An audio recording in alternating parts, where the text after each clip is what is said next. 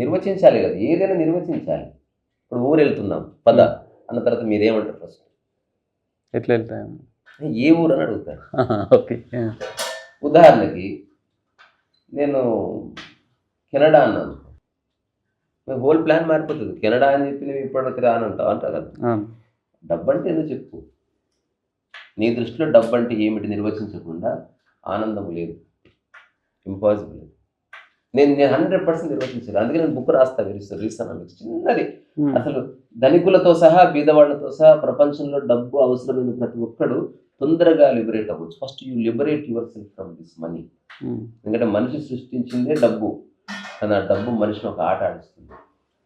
నాకు తెలిసిన బాగా మిత్రుడు ఎప్పుడో లాంగ్ బ్యాక్ 1,00,000 రూపాయలకి 7 ఎకరాలు కొన్నాడు. 9 ఎకరాలు మర్చిపోయాడు. పెళ్ళయింది. హఠాత్తుగా ఈ రియల్ ఎస్టేట్ బూమింగ్ వచ్చి ఒక్కొక్క ఎకరం ₹1,00,00,000 సేల్ అయింది. ఇప్పుడు వాళ్ళు ఏం చేశారు, 7 కోట్లు వస్తుంది కదా, బ్యాంకులో వేసుకుంటే 30% బ్యాంక్స్ ట్యాక్స్ ఎందుకు ఇవ్వాలి? 30% పైసలు నావి, వచ్చింది స్వార్థం. నిజానికి గౌరవప్రదంగా ₹100 ₹30 బ్యాంక్కి ఇస్తే అంతా వైట్ మనీగా మారుతుంది. నువ్వు 70,000 ఎంజాయ్ చేయొచ్చు, ₹70 ఎంజాయ్ చేయొచ్చు. ఎందుకు ఇవ్వాలి?